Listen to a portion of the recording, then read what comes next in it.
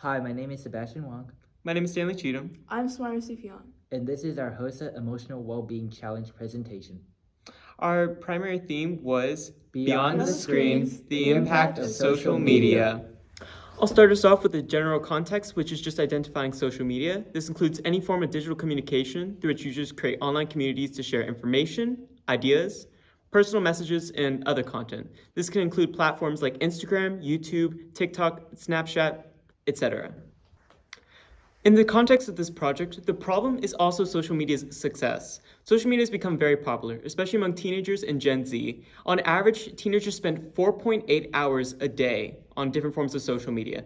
Additionally, 41% of teens with the highest social media use either rank as poor or very poor on mental health scales. Furthermore, 87% of social media time is spent on YouTube, Instagram, and TikTok. Our audience is teenagers aged 13 through 18 who struggle with social media use on a daily basis. Our goal is to educate these teenagers on the impact of social media on their lives, including any positive and negative effects it has on their daily functioning. So why do we choose teenagers? Teens are the age group most susceptible to social media addiction. There are three main reasons. Number one is the ventral striatum. When we scroll on social media, our ventral striatum receives a dopamine and oxytocin rush. Additionally, teenagers usually have a weaker sense of self-identity. Finally, teenagers have an underdeveloped prefrontal cortex. This makes it harder for them to regulate emotional responses to social rewards. We identified both the target audience and our main concern and issue. We needed a way to evaluate the extent to which this was already impacting the people around us. To do this, we created a pre-evaluation form. This form contained essential questions like demographics and how they were already using social media and how addicted they were. And through this form, we were able to glean data that's going to be useful to us and we'll evaluate further on in this project. Now, the big question, how does this impact us and why do we care so much about this topic? For me, social media is an important aspect of my schoolwork and my school leadership. As a member of the Superintendent Advisory Council and KHS Executive Council, I'm always using social media to create posts or to communicate with my team members. Additionally, I've also observed how social media has taken on a somewhat obsessive role in my outside life, particularly with using YouTube as a de-stressor after school. I've noticed that sometimes I'll spend 5 to even 6 hours a day on it after school, which is personally not healthy in the long run. Additionally, on average, social media apps have the highest screen time on my devices, like the aforementioned YouTube and Snapchat. As a future biomedical engineer, it's important for me to understand how to use social media to communicate with my team and in leadership roles. However, it's more important to know how to do that while also maintaining my personal health. Personally, I'm a teenager who frequently uses social media. I feel like understanding its impact on my mental health is crucial for me to be able to use it effectively. Additionally, I've observed high levels of social media use around me, such as in the classroom or during lunch. I know that when I grow up and be a pathologist, social media will not go away. It will be a key part of my life, just like it will for everyone else. It'll be important in communicating with peers or finding inspirations. Either way, it will be a crucial part as I grow up. So, finally, why does this matter to me? Well, as a teenager in multiple clubs and organizations, I usually have very little time to myself. And when I spend this already limited time simply doom scrolling on TikTok or Instagram, it's just not an effective use of my time, especially when it cuts into the time that I have to sleep, which is already limited. So through this project, I was able to open my eyes to the world of social media and all its flaws. I was able to see this evil and extract the good, and now I can see that social media should just purely be used for all the good it can bring, like connections, communication, not so much the mindless doom scrolling. As somebody that aspires to be a neurosurgeon, it's very important that I figure out how to effectively use my time. And through this project, I was able to see how to do this through various apps and through the data collection and all the things that we did that you'll see later on in this project. So how can social media benefit us? Well, social media is engaging and connective. That means it's easy to meet new people and find friends online. Additionally, there's many content providing inspirations and ideas. Additionally, you can share your own creativity and ideas, as well as creating your own account and connecting with those with similar interests. How can social media harm us? Well, social media is addictive. This is linked to the release of the dopamine neurotransmitter. Certain genetic factors can actually make you more at risk for addiction. These include the dopamine degrading enzymes and the dopamine D2 receptors. Additionally, studies have shown that social media is bad for mental health. Among adolescents, there is a 13% increase in depression for every hour you spend on social media. Social media and fear of missing out are closely linked. How does the fear of missing out impact our mental health? Well, the fear of missing out is linked to longer sleep latency, which is the time it takes to fall asleep. Additionally, it is linked to reduced sleep duration and increased daytime sleep. It is also connected to the suppression of melatonin. It also has physical impacts such as increased obesity, poor posture, and vision issues. Behavioral impacts include higher rates of drug and alcohol use, feelings of loneliness and emotional disconnection, as well as a reduced attention span. The fear of missing out has a cyclic pattern, which means when we have fear of missing out, we tend to consume more social media content, which leads to more fear of missing out. The fear of missing out is highly connected to the amygdala. So, the big question, why do we scroll? There's 4 big reasons, and we'll cover 2 right now. 1 is coping, and 2 is entertainment. So, people do this mainly for an escape from reality. They do this to tend to their emotional needs rather than something useful like communication or business.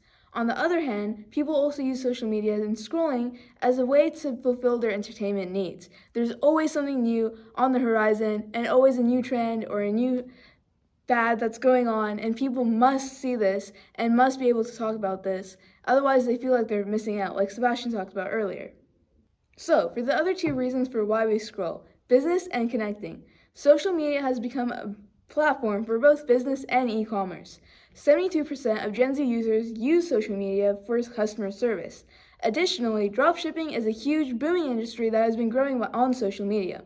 38% of these customers are Gen Z users. Additionally, we see a 32% higher revenue whenever these dropshipping companies use social media. So think about when you're scrolling through Insta and you see random ads. You might just think, oh, this is just a random ad for a random product. Well, actually, it's tailored to you to get more money. Now, for the second reason for why we scroll, it's to connect with people like our friends, family, and our peers, or maybe even people that we don't normally talk to. This is how social media has 5.24 billion users globally, and it's the second most common use of social media. 60.2% of people list connecting with other people as their primary usage of social media. So, what can we do about this? We have 6 primary solutions. First, turning off notifications. Second, consolidating your social media platforms. Third, setting time limits. Fourth, managing your content feed. Fifth, developing non-digital hobbies. And 6, finding a support group to help you through these solutions. To start, turning off notifications allows you to limit your time for potential cases of doom scrolling. It also ensures that social media use is deliberate, not a response, such as whenever someone sends you a message. Additionally, it helps you to maintain scheduled usages. For consolidating social media, this reduces the number of platforms you have drawing your attention and allows for easier/more succinct completion of necessary social media tasks. So an example of doing this would be taking Twitter, YouTube, and Instagram, and taking all these and just working off of Facebook instead. The next 2 are setting time limits and managing your content feed. For setting time limits, this can be done through your phone or through an app, which we'll be discussing later. It allows you to hold yourself accountable to your scheduled uses. Additionally, managing content feed pretty much controlling what you're receiving from social media. This is focusing more on the mental health aspect of making sure it's not negatively influencing you what you're seeing. So this can be done through blocking pages or certain people that bring excess anxiety, or moving an environment for impersonal stresses, such as learning about an issue that doesn't directly relate to you, removing toxic people and/or messages, and also reducing situations for harassment or cyberbullying. Our final 2 solutions are developing non-digital hobbies and finding a support group. For non-digital hobbies, this can take the form of soccer, an instrument, some kind of arts, just something that takes you away from the screen. One of the negative impacts of using social media so much is less so the social media itself and more so the digital reliance, spending so much time focusing in on a screen. By picking something that's not on a screen, it can improve overall health. Additionally, our 6th and final solution is finding a support group. A lot of these tasks can feel daunting to do by yourself. So by finding other people who would be willing to either partake in your tasks or hold you accountable, you're more likely to do all of these tasks and apply these solutions effectively. We recommend 3 productivity apps. These apps are Freedom, Opal, and Stay Free. The first app is Freedom. Freedom allows you to create study sessions and provides study music for you to go along with. Additionally, you can create block lists that span across multiple devices. These block lists allow you to temporarily block an app. Next, we have Opal. Opal has multiple features, such as a focus score, the amount of pickups, and a personalized screen time report. The thing I enjoy most about Opal is its competitive nature. You can compete with friends on who has the least screen time. Our final app is Stay Free. Stay Free gives you a personalized screen time report as well as which apps you use the most. You can also create study sessions to focus in on your work and block certain apps. We challenge you to try out one of our apps/techniques discussed and see how it impacts you. This is the same message we shared with our members on the pre and post evaluation surveys. Now, after this whole presentation, and after we showed this to our peers, we gave them each a post-evaluation survey. This form measured their changes in their perception and their awareness in social media usage. We saw various forms of growth, and we saw how people were impacted by this presentation. They were able to take away useful techniques and strategies to limit the usage of social media and also the burden it can cause. Now, for our results. We found that the most common apps were Instagram, YouTube, TikTok, and Snapchat, in those rank order. We also found that the stress level differed from the pre-evaluation form to the post-evaluation form. The mean from the pre-evaluation form was around 5.6. On the post-evaluation form, it was around a 4.3. So could this be due to our awesome presentation? Perchance. And third, we found that managing social media usage also changed. There were the three most common methods: turning off social media notifications, consolidating the apps, and developing non-digital hobbies. They characterized these techniques as beneficial and effective. Alright, y'all, these are our project conclusions, the main takeaways we want you to get from this project. To start, we found that the main issue of social media was targeting visual-focused platforms. This is examples like Instagram, which was our #1 highest used. Additionally, we found our solutions to be mostly focused on removing digital reliance, which include our main solutions, which were notifications and number of apps, decreasing those, and increasing non-digital hobbies. All this points us towards not just moving away from social media, but moving away from technology reliance in general, technology addiction, which causes so many negative health impacts. Finally, our presentation, we found it to have a general positive impact, which, as previously described by Samara, showed a median stress decrease from 6 to 4. Thank you all for listening to our HOSA Emotional Wellbeing Challenge presentation.